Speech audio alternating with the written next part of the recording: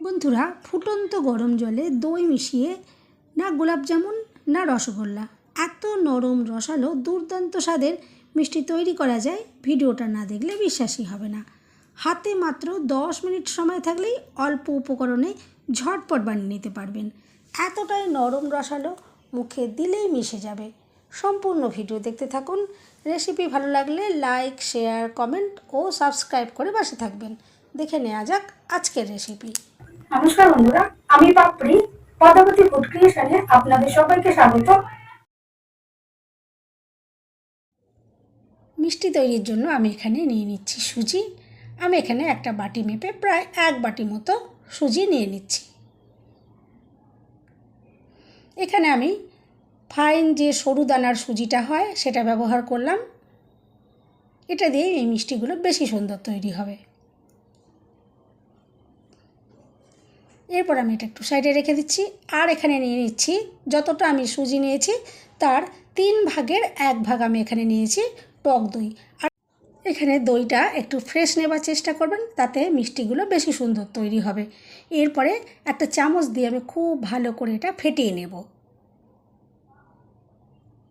যতটা ভালো করে ফেটানো যায় ততটাই কিন্তু মিষ্টিগুলোও সুন্দর তৈরি হবে। একদম ক্রিমের মতো করে দেখুন আমি ফেটিয়ে নিচ্ছি।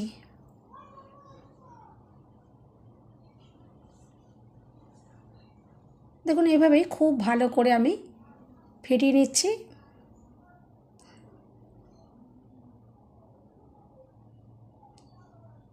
দেখুন খুব ভালো করে আমি এটা ফেটিয়ে এটা রেডি করে নিলাম। এখন গ্যাস জ্বালিয়ে আমি কড়াই বসিয়ে দিলাম। আর যে সুজিটা আমি মেপে রেখেছিলাম সেই সুজিটা আমি কড়াইয়ের ভেতরে দিয়ে দিচ্ছি। সুজিটা হালকা নাড়াচাড়া করে একটু ভেজে নেব। এটা খুব বেশি লাল করে ভাজা যাবে না, খুব হালকা একটু ভেজে নেব, যাতে সুজির কাঁচা গন্ধটা চলে যায়। কাঁচা গন্ধ চলে গেলে মিষ্টিগুলো খেতে দুর্দান্ত লাগবে।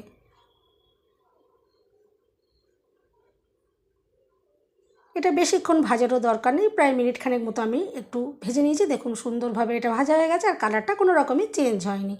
আমি এটা নামিয়ে নিলাম।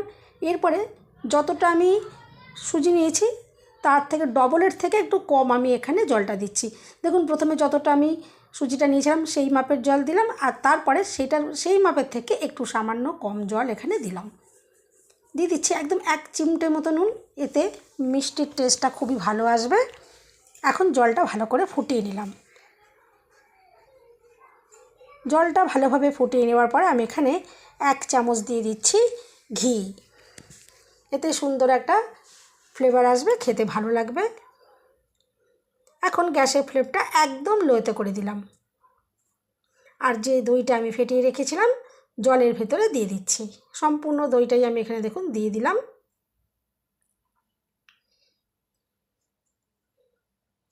আর এরপরে ভালো করে একটু জলের সাথে মিশিয়ে নেব। আর এই সময় গ্যাসের ফ্লেম আমি একদমই বাড়াবো না, একদম লোতে যেরকম রেখেছি এভাবে রেখেই এখন যে সুজিটা আমি ভেজে নিয়েছিলাম এটা খুব অল্প অল্প করে দিচ্ছি। আর এক হাতে দেখুন খুন্তি দিয়ে নাড়াচাড়া করে সঙ্গে সঙ্গে মিশিয়ে নিচ্ছি, যাতে কোনো রকমের দলা দলা ভাব না হয়ে যায়। এভাবেই অল্প অল্প করে আমি সুজিটা দিয়ে দিলাম। আর এখন একটা ডোয়ের মতো করে রেডি করে নেব।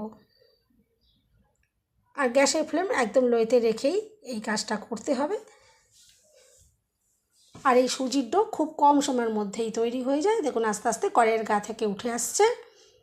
খুব শক্ত নয় আবার খুব নরমও নয়, এভাবে আমি ডোটাকে রেডি করে নিচ্ছি।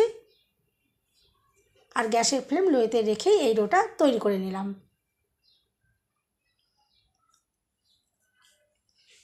দেখুন ডোটা এখন একদম রেডি হয়ে গেছে। আমি এটা একটা জায়গার মধ্যে নামিয়ে নিলাম।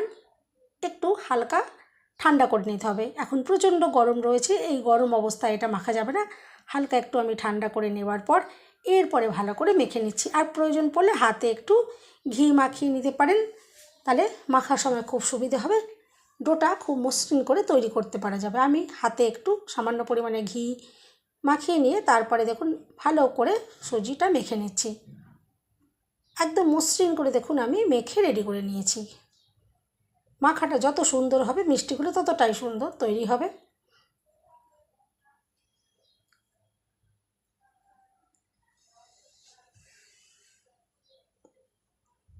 এরপর আমি এটা সাইডে রেখে দিলাম। এখন চিনির শিরা তৈরি করে নেব। যতটা আমি সুজি নিয়েছিলাম ঠিক ততটা জল দিয়ে দিলাম, আর ততটা পরিমাণের চিনি এখানে দেখুন দিয়ে দিলাম। দিয়ে চিনির শিরা একটা বানিয়ে নিতে হবে।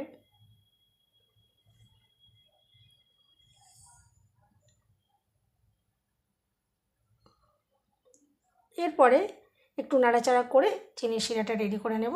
আর সুন্দর ফ্লেভারের জন্য আমি এখানে দুটো ছোটো এলাচ একটু মুখটা ভেঙে দিয়ে দিলাম।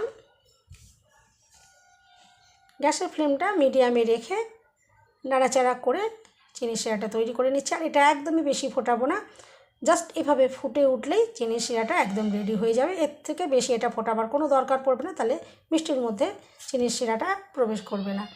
এরপরে যাতে জমাট না বেঁধে যায় তার জন্য এখানে 1 চামচ মতো লিকুইড দুধ আমি এখানে দিয়ে দিলাম। এতে চিনির শিরাটা একদমই জমাট বাঁধবে না। আর সুন্দর কালারের জন্য আমি এখানে সামান্য পরিমাণে একটু ফুড কালার দিয়ে দিলাম। এটা চাইলে নাও দিতে পারেন। দেখুন চিনির শিরাটা এখন একদম রেডি হয়ে গেছে। এটা আমি চাপা দিয়ে রেখে দিলাম। এখন মিষ্টিগুলোকে বানিয়ে নিচ্ছি।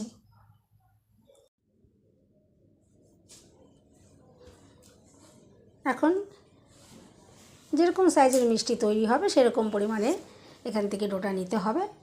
আমি এখান থেকে কিছুটা পরিমাণে ডো নিয়ে নিচ্ছি আর মিডিয়াম সাইজের তৈরি করছি।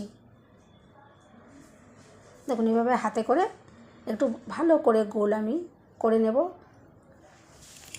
যাতে কোনো রকম এর গায়ে ফাটা দাগ না থাকে। খুব মসৃণ করে ডোটাকে আমি গোল পাকিয়ে দেখুন বলের মতো করে তৈরি করে নিচ্ছি।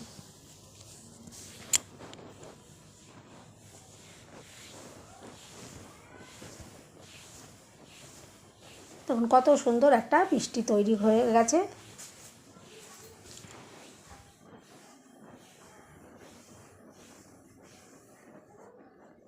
আর এর গায়ে কোনো রকমেরই ক্র্যাক নেই। আমি আরেকটা মিষ্টি একটু তৈরি করে দেখিয়ে দিই।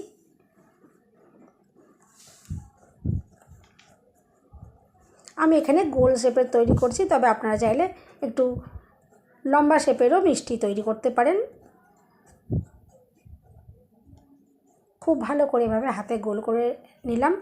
আর ডোটা যদি মসৃণ আর সুন্দর করে মাখা হয় তাহলে এই বলগুলো তৈরি করতে একদমই কিন্তু কোনো রকমেরই সমস্যা হবে না। আমি একে একে সব মিষ্টিগুলো তৈরি করে নিলাম।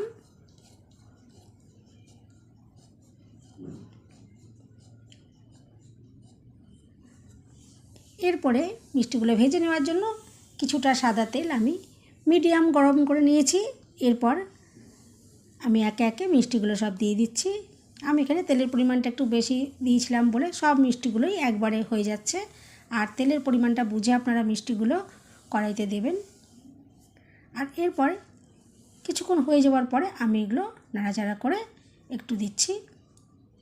প্রথম অবস্থায় এটা নাড়াচাড়া না করাই ভালো, যখন একটু হয়ে আসবে তারপরে ভালো করে উল্টে পাল্টে ভেজে নিলেই মিষ্টিগুলো সুন্দর করে কিন্তু রেডি হয়ে যাবে। দেখুন আমি এরপর এগুলো নাড়াচাড়া করে ভেজে নিচ্ছি। আর ক্রমাগত নাড়াচাড়া করতে হবে যাতে সব জায়গায় মিষ্টি সুন্দরভাবে কালারগুলো আসে।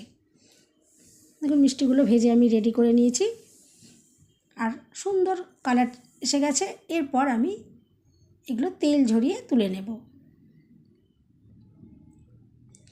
আর তেল থেকে তুলেই আমি যে চিনির শিরাটা বানিয়ে রেখেছিলাম সঙ্গে সঙ্গেই তার ভেতরে দিয়ে দিচ্ছি। চিনির শিরাটা এখন হালকা গরম রয়েছে। এরকম হালকা গরম চিনির শিরার ভেতরেই মিষ্টিগুলোকে দিয়ে দিলাম।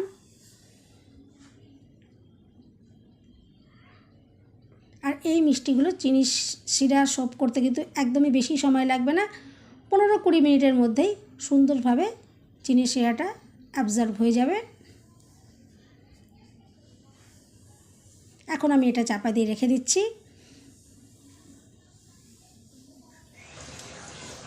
আমি বেশ কয়েক ঘন্টা পর দেখাচ্ছি। মিষ্টি একটু ঠান্ডা ঠান্ডা হলেই বেশি খেতে ভালো লাগে। আর দেখুন চিনির শিরাটা কত সুন্দরভাবে সোপ করে নিয়েছে। দেখুন আর শিরা রয়েছে। কতটা নরম তুলতুলে হয়েছে সেটাও আমি দেখুন আপনাদেরকে দেখে দেবো। মিষ্টিগুলো প্রথমে আমি একটা জায়গার মধ্যে একটু সাজিয়ে নিচ্ছি। বন্ধুরা, রেসিপি ভালো লাগলে একটা লাইক দিতে একদম ভুলবেন না। চ্যানেলটা সাবস্ক্রাইব করে পাশে থাকার অনুরোধ রইল। সবাই সুস্থ থাকবেন, ভালো থাকবেন। দেখা হবে নেক্সট ভিডিওতে। ভিডিওটা শেষ পর্যন্ত দেখার জন্য সবাইকে রইল অসংখ্য অসংখ্য ধন্যবাদ।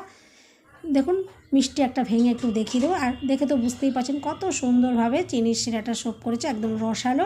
মুখে দেওয়ার সাথে সাথেই একদম মিলিয়ে যাবে, এতটাই নরম মোলায়েম আর একটু ডিফারেন্ট স্বাদের। এভাবে যদি না তৈরি করে থাকেন অবশ্যই একবার এভাবে ট্রাই করবেন। আশা করছি আজকের ভিডিও আপনাদের ভালো লাগলো। দেখুন ভেতর থেকে যে মিষ্টিটা কতটা সুন্দর নরম তুলতুলে তৈরি হয়েছে, ভেতরে কিন্তু কোনো রকম দোলাভাব নেই, একদম মুখে দেওয়ার সাথে সাথেই মিশে যাবে।